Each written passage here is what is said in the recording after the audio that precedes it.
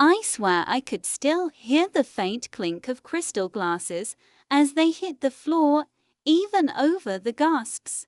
Every eye in that rooftop ballroom was locked on my sister. And then on me. She stood frozen in her glittering gold gown, mouth opening and closing like she was searching for an excuse, a lie, something, anything that could patch the giant hole I'd just torn in her perfect launch party. And me. I didn't flinch. Because when your own sister steals your business idea, the one you've poured your heart, savings and soul into for years, you don't just confront her. You make sure everyone knows.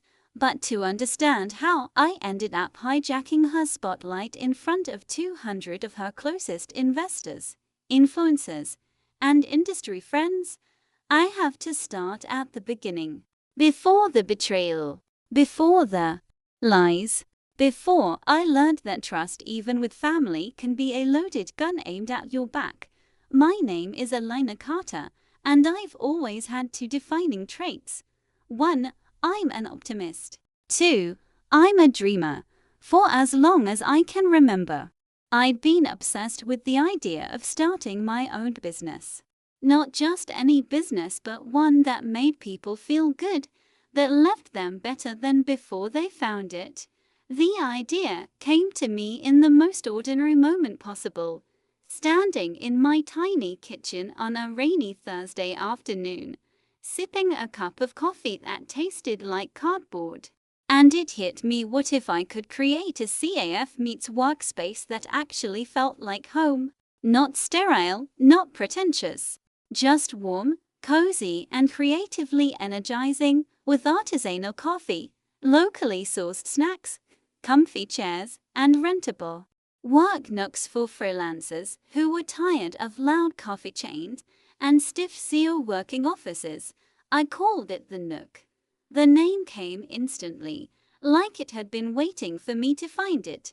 Now, my older sister Vanessa, she wasn't the type to dream in the same way I did. She dreamed of winning. It didn't matter what the game, the attention, the guy. If someone else wanted it, Vanessa had to get there first. It wasn't always malicious, at least not when we were kids. Back then it was petty, borrowing my clothes without asking, beating me to tell MOM about my good grades so she'd get the praise first, making sure her Christmas gifts were always the most elaborate. But as adults, that competitive streak didn't just fade, it evolved. Still, I didn't see her as a threat. I mean, she had her own job in corporate marketing, her own busy social life. Why would she care about my little business idea? And so, I told her. Not in a big formal way, just over wine one Friday night at my apartment. She was sitting cross-legged on my couch, scrolling through her phone, when I leaned over and said, "So, I've been working on something. A business idea." Her eyes flicked up from her screen, curious but casual. "Oh yeah? Like what?" I launched into it. The cozy lighting, the rentable work pods, the handcrafted latte art, the subscription membership perks. She nodded, sipped her wine, and even offered a few suggestions. It felt good. It felt like sisterly bonding. And if I noticed her leaning forward a little too intently when I mentioned the location I was eyeing, or how she casually asked if I'd filed for a trademark yet, I brushed it off. After all, she was my sister.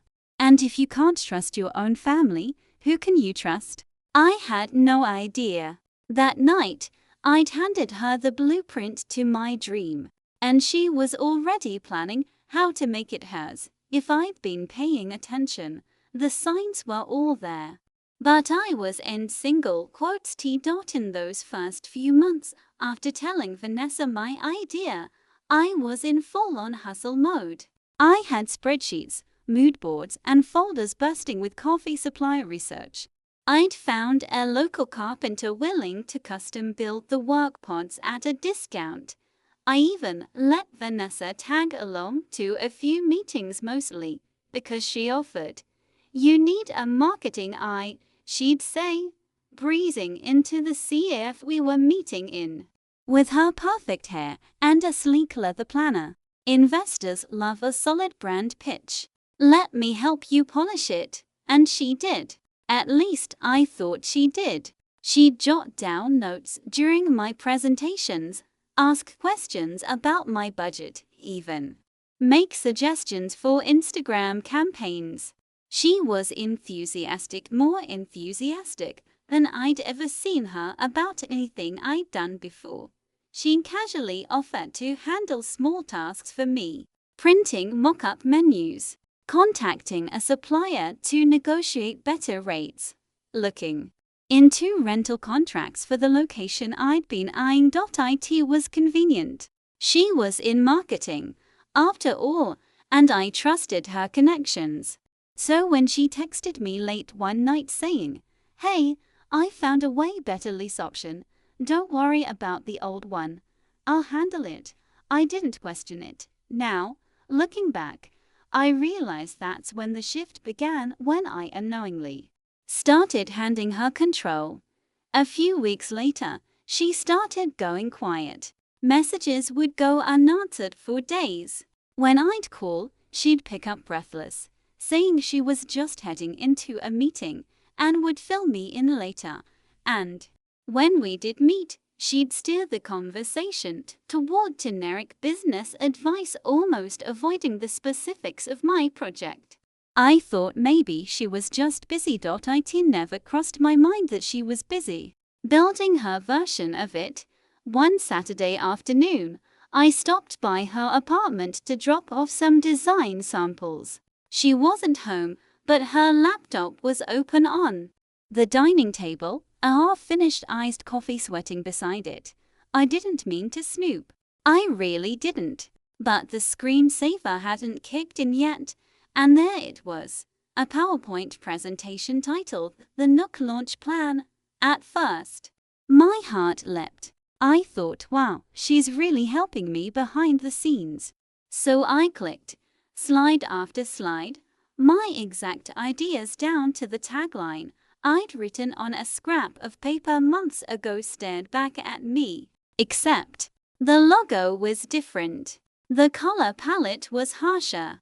And at the bottom corner of every slide was her name, not mine, hers. I remember standing there in her apartment, my pulse hammering in my ears, thinking, no, this can't be what it looks like. She's just mocking something up for me. Maybe this is just a draft. But deep down, I already knew. I closed the laptop quietly, left the samples on her counter, and walked out. The air outside felt heavier, like the city knew something I didn't want to admit yet. I didn't confront her that night. I didn't even the next day, because a part of me was still clinging to the idea that maybe I'd misunderstood. But the truth was already in motion. And Vanessa wasn't just going to steal my idea. She was going to take my dream and make it look like it had been hers all along. I wish I could tell you I marched into Vanessa's apartment that night, slammed her laptop shut, and demanded answers. But that's not what happened. Instead, I did what so many of us do when we're blindsided by someone we love. I convinced myself it was nothing, that I was overreacting, that there was an explanation I just hadn't heard yet. For the next week, I carried that knot in my stomach like a stone. I still went to work on my business plan, but the joy had leaked out of it. Every time I typed an idea into my notes, I wondered if I was just adding fuel to her fire. Then came the Thursday morning that stripped away any lingering hope I had. I was in line at a downtown CAF when I overheard two women at the next table chatting excitedly about a genius new CEO working CAF coming to the area. They mentioned the name, not the Nook, but something painfully similar, Haven Spot. The details poured out between their sips of latte, private rentable work pods, locally sourced snacks, monthly membership perks. It was my concept. Almost. Word for word, I froze. My mind was already screaming Vanessa's name when one of the women added, "Oh yeah, Vanessa Carter is launching it next quarter. She's already got investors lined up." Hearing my sister's name in someone else's mouth like that, I can't explain it. It was rage, betrayal, humiliation all tangled together. I left my coffee on the counter and walked out without saying a word. That night, I did something I hadn't done since we were kids. I followed her. She'd mentioned she had a late meeting, so I waited outside her building until she came down in her signature camel trench coat and heels. I trailed her 3 blocks to a sleek glass building with a lobby that practically smelled like money. I slipped inside, behind a group of people, heart pounding. From the mezzanine, I spotted her in a conference room smiling, laughing, gesturing toward a massive presentation screen. And there it was. My layout, my designs, my dream dressed up in her branding, wearing her name like it had always belonged to her daughter. An older man in a suit shook her hand like she just solved world hunger. The others clapped. She beamed. I don't remember leaving that building. I just remember standing on the sidewalk, cold air biting my cheeks, thinking, she's really going to do it. She's going to take everything I built and pass it off as hers. I didn't sleep that night. Instead, I opened every folder, every document, every scrap of proof. I had dates, drafts, emails, text messages where she'd asked for details. I started backing them all up to an external drive, labeling them in bold red letters. Evidence.by dawn. My tears had dried. I wasn't confused anymore. Vanessa wasn't going to stop, so neither was I. If she wanted a launch party, fine. I'd be there. But I wouldn't be clapping from the audience. When her big moment came, I'd be the one holding the mic. From that morning on, every interaction I had with Vanessa was an act. She didn't know it, but the sister she thought she'd outsmarted was gone. In her place was someone playing the long game. When she texted me a week later, "Hey, been swamped. Can we grab brunch? I wanna update you on things," I agreed instantly. Not because I cared about her fake updates, but because I needed her to believe I was still harmless. Over avocado toast and overpriced cappuccinos, she leaned across the table and gave me a performance. She told me about a big project at work that was eating up her time. She said she missed our brainstorming sessions, but things had just gotten so busy. She even apologized for being distant, tilting her head in that sweet, doe-eyed way she'd mastered since childhood. I smiled, nodded, and pretended to buy every word. Inside, I was memorizing her tells, the way she avoided direct details, the little smirk when she thought she'd gotten away with something. By the end of that brunch, she'd invited me to her birthday/surprise announcement in a few months. She said it with this airy confidence, like I'd automatically clear my schedule for her, and I did, because now I knew exactly what that announcement would be. Her launch party. From then on, I made myself useful deliberately. Useful. If she needed a last-minute run for decor samples, I volunteered.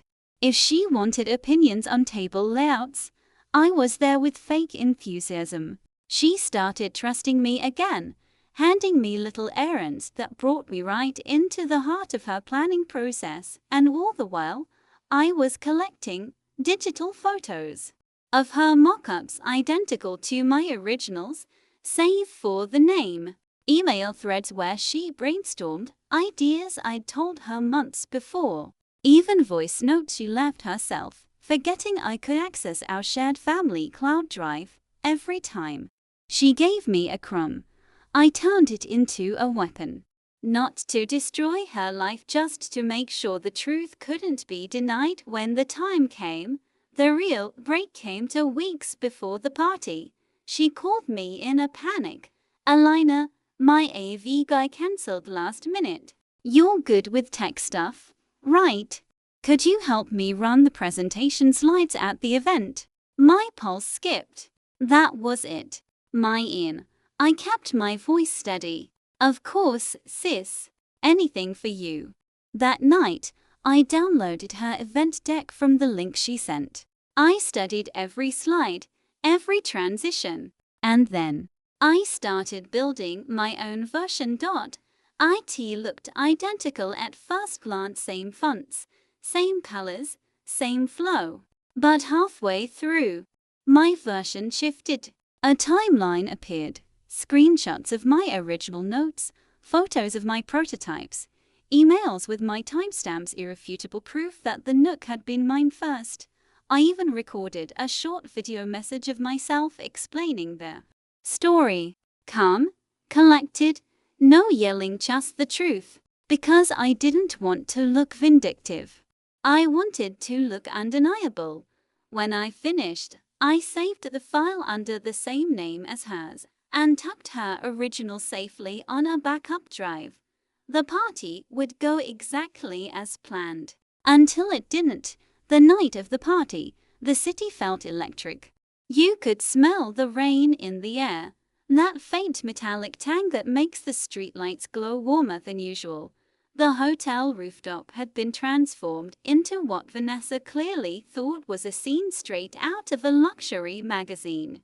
White silk tablecloths caught the breeze, champagne flutes lined every surface, and strings of warm Edison bulbs crisscrossed above us like we were all characters in some perfect Instagram ad. Guests arrived in clusters, investors in tailored suits, influencers in glittering dresses, family friends with smiles just a little too wide. I kept my head down, wearing a simple black dress and heels, the kind of outfit that let me blend in. Tonight, I didn't want to stand out. Not until it mattered. Vanessa, of course, was in full peacock mode. Her gown was gold and sequined, catching the light like a disco ball every time she moved. She floated from group to group, tossing her hair and laughing in that slightly too loud way that meant she wanted everyone to hear how important she was. Every so often, she'd glance at me across the room, a quick nod, a little wave, as if to say, "Remember, you're here to help, not to talk."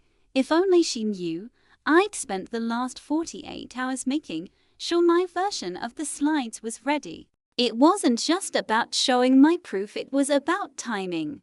I'd hidden my reveal in the exact middle of her deck, after she'd already had 10 minutes of basking in praise. But before she got to the future expansion segment, the laptop sat in the AV booth tucked at the back of the room. My job was to click through the slides as she spoke. I kept my hands steady, my face unreadable, even though my heart was hammering so hard I could hear it in my ears.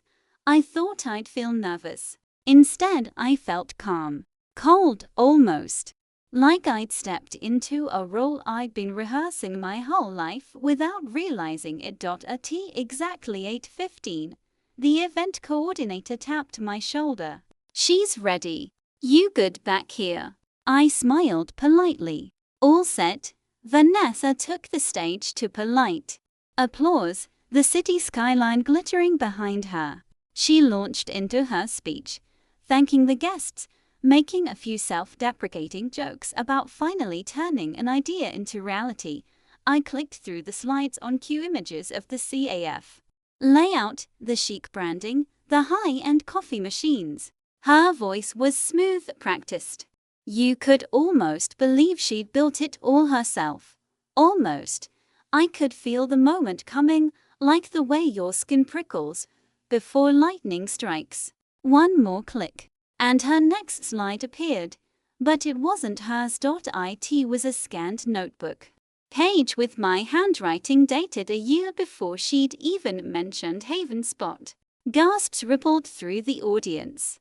Vanessa froze mid-sentence, her eyes flicking to the screen, then back to me in the booth. I clicked again. A photo of me in my tiny kitchen, surrounded by prototypes, time-stamped.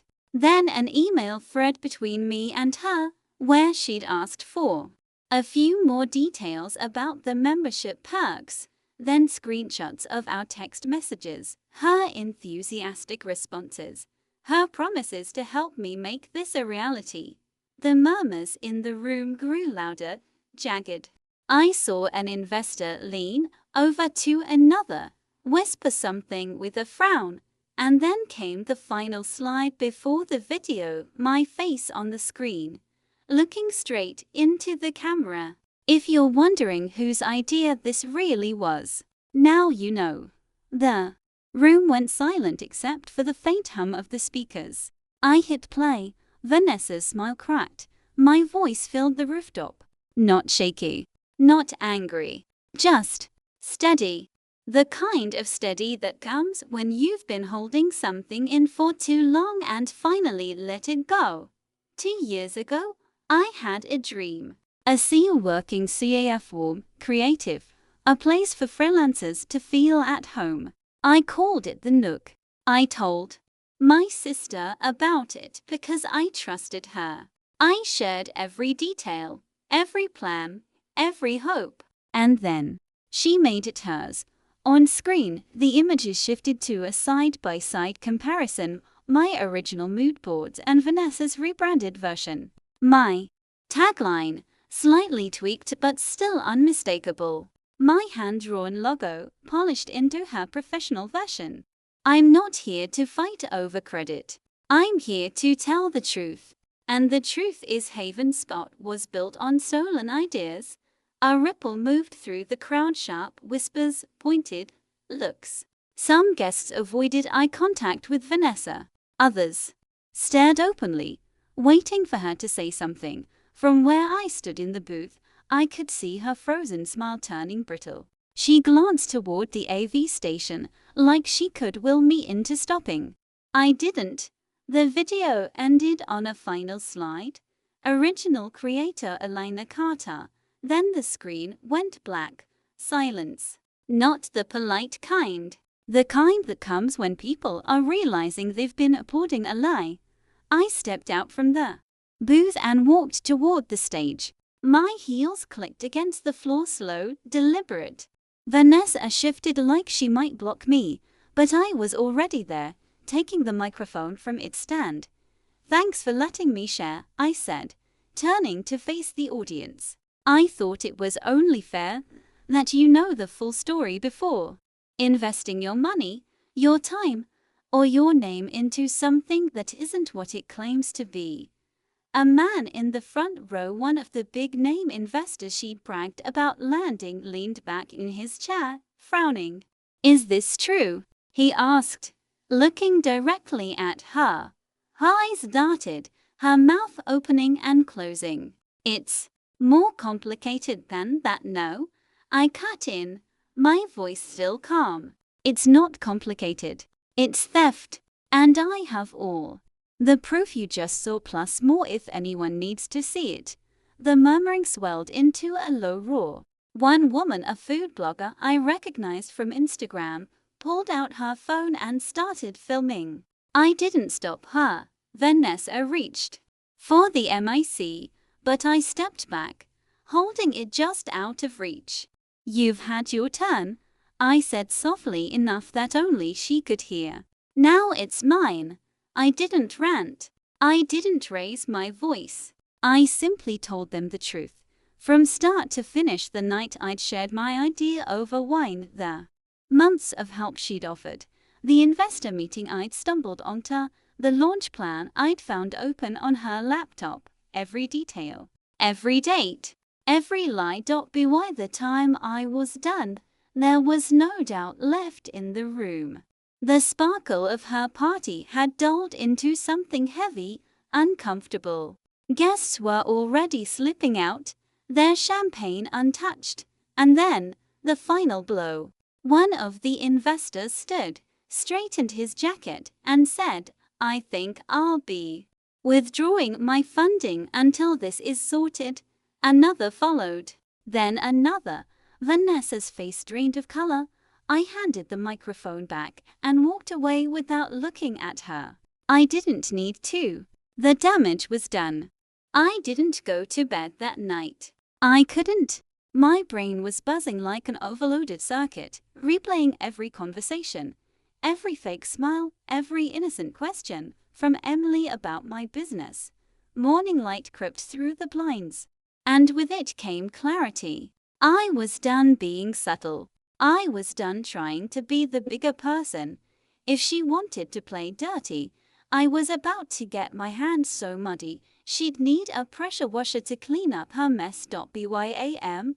I was at my laptop, coffee in hand, scanning through every digital scrap of evidence I had collected. Email exchanges with suppliers, dated screenshots of our early business plan drafts, my product prototypes, and most importantly the video call recordings from months ago where I had shared my ideas with her under the impression she was helping me refine them. God, the irony. She had been refining them straight into her own pocket. I compiled everything into a neat, time-stamped folder. Every image, every voice note, every chat message that proved this idea was mine. But I didn't stop there. I opened a new document and began typing my side of the story, narrating from the very beginning the idea's conception, my sleepless nights building it, her sudden interest, and then the theft. And because Emily loved public attention, I decided her downfall would be just as public as her theft. The launch party was tomorrow night, and I was going. Not as a supportive sister, not as a quiet observer, but as the wrecking ball she never saw coming. I called my friend Nadia, who worked in event management, and casually asked, "Hey, hypothetically, if someone wanted to get on stage at a launch party without being on the official program, how hard would that be?" Nadia's laughter was sharp. "Depends.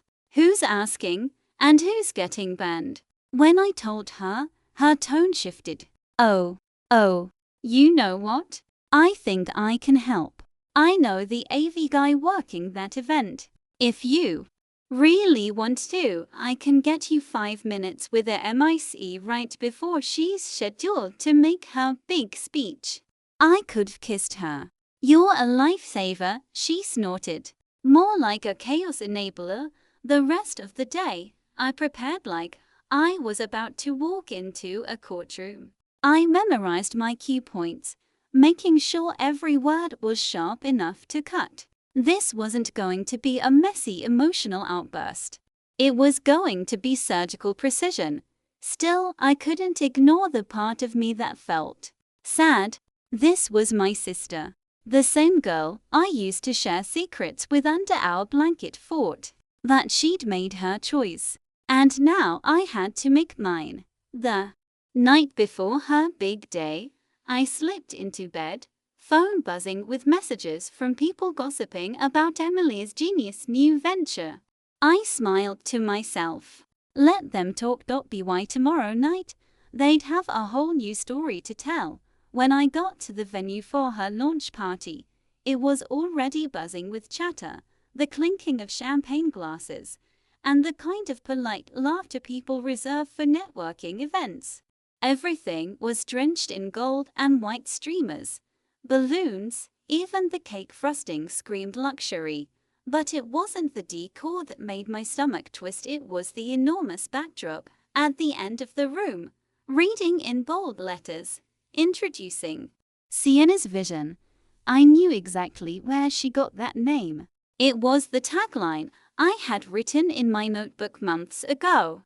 The one I'd shown her in a moment of sisterly excitement, thinking she'd be happy for me. And now, here it was, on a banner, for her. I walked in calmly, smiling as if I was just another guest there to support her. In reality, I had everything I needed in my bag: my phone, my printed evidence, and the one thing that would burn her little empire to the ground: my scheduled social media post that was about to go live in 1 hour. Sienna spotted me almost immediately, her eyes flicking with surprise before she smoothed it over with a fake smile. "Oh, wow. You came," she said through gritted teeth, kissing me on the cheek like we were best friends. I leaned in, smiling back. "Wouldn't miss it for the world," I replied. The night rolled on with her playing the perfect host, laughing with guests, making speeches, posing for pictures. But I noticed something. Every time she glanced my way, her smile got a little tighter. Finally, the lights dimmed and she got on stage, microphone in hand. "Tonight is the start of something I've dreamed of for years," she began, her voice syrupy sweet. "This business is my passion, my creation, and my gift to all of you."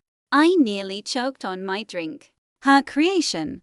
When she clicked the remote and the presentation started, I watched slide after slide filled with concepts, designs, and taglines that were mine. Every single one. I glanced at my watch: 5 minutes until my post went live.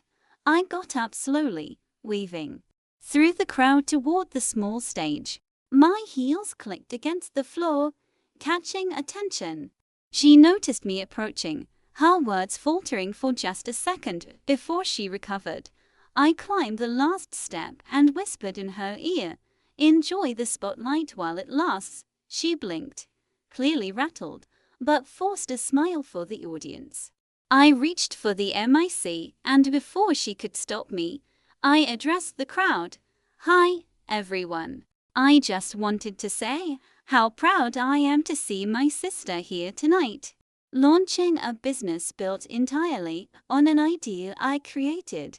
A murmur rippled through the audience. She laughed awkwardly. "What are you talking about?" "Oh, don't worry," I said, my voice steady. "I brought proof." And right then, my phone buzzed. My scheduled post had gone live. Thousands of my followers were now seeing screenshots, emails, dated drafts, and concept sketches, all bearing my name and predating her supposed invention by months.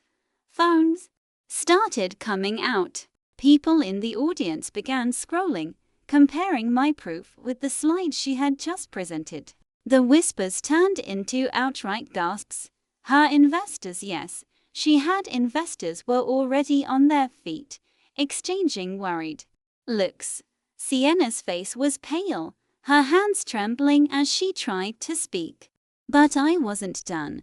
I gave her the chance to make things right. I said into the mic, but instead she chose to steal from her own sister and claim it as her own. "That's not just unethical, it's heartbreaking."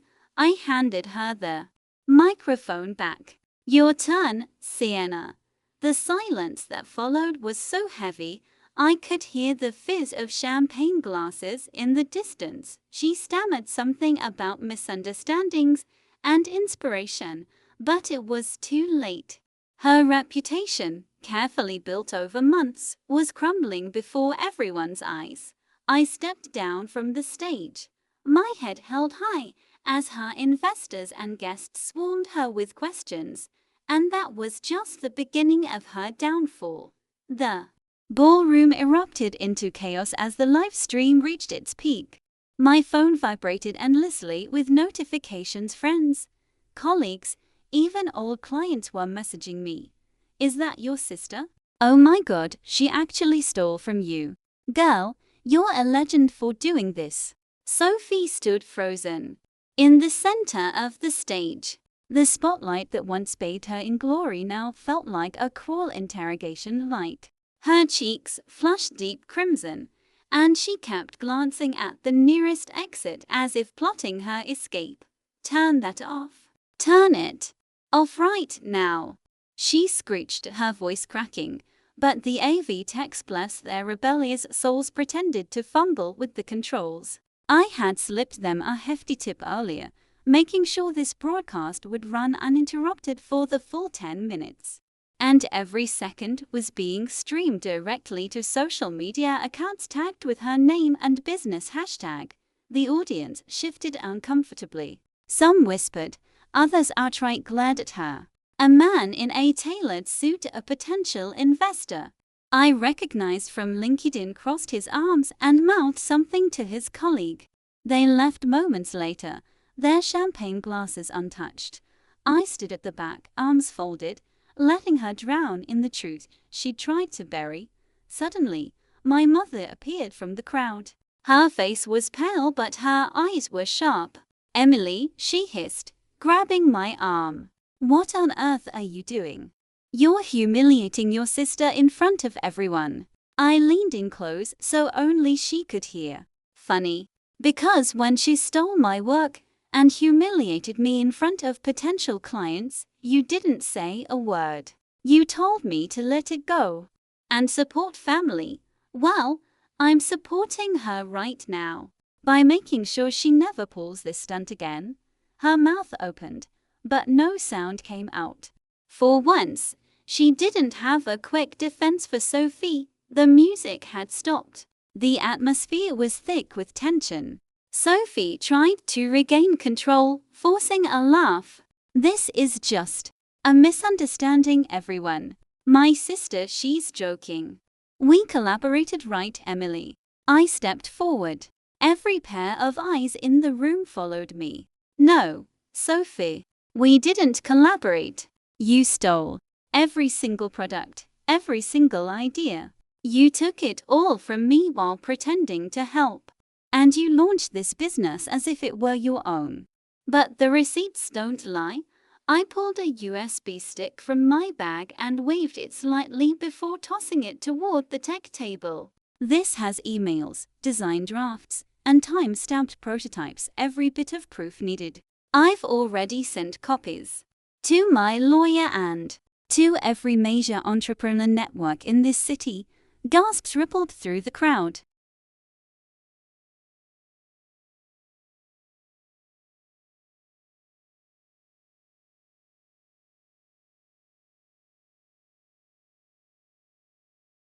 Sophie's forced smile crumbled. "You're bluffing. Check your phone," I said. She did, and I watched her expression collapse as she saw the public posts already shared hundreds of times. Screenshots of our emails, side-by-side product comparisons, even texts where she'd admitted to a friend that she was borrowing my designs. The crowd no longer needed convincing. Some people were filming her, others shaking their heads in disgust. "Party's over," I said softly, turning to leave. But as I reached the exit, Sophie shouted after me, her voice desperate. "Emily, wait. We can fix this. I'll give you credit. We can split profits, just don't ruin me." I paused, looking over my shoulder. "Oh, Sophie, this isn't about splitting profits. It's about making sure you can't build a single thing without giving credit where it's due. And if you think I'm done." This was only the first move. Then I walked out into the night, the muffled sounds of her crumbling reputation echoing behind me. The night air hit me like a cold wave as I stepped out onto the quiet city street. My heels clicked against the pavement, but I didn't care. I felt lighter than I had in months, like I'd been carrying a weight I didn't even realize was crushing me. By the time I got home, texts and notifications were pouring in. Friends, family, even strangers congratulating me for taking back what was mine. Some messages were shocked. Others were downright amused at how I had executed the perfect takedown. I smiled faintly, savoring the chaos I had orchestrated, but I also knew this wasn't just about victory. It was about closure. The following morning, the fallout was everywhere. Social media had exploded. Investors pulled out. Influencers who had been ready to promote Haven Spot issued vague statements about miscommunications and unexpected developments. Articles appeared online, some sympathetic, some scandalous. Every post had one glaring fact: Sophie had taken credit for someone else's work. My phone buzzed with a call I hadn't expected. My father. "Alina," he said, voice tight, almost ashamed. I saw what happened last night. Are you okay?" I leaned back in my chair, letting the tension drain from my shoulders. "I'm more than okay." I finally stood up for myself. There was a long pause. Then, he said softly, "I guess sometimes family doesn't mean what we think it does." I didn't argue. I just nodded to the empty room and hung up. Over the next few weeks, I focused on rebuilding my dream, this time on my own terms. Investors reached out directly, impressed not only with my business concept but with the courage and poise I had shown in reclaiming it. The Nook opened a few months later, and it wasn't just a CAF. It was a movement. People shared stories about how it felt like a second home, a space that actually cared about them.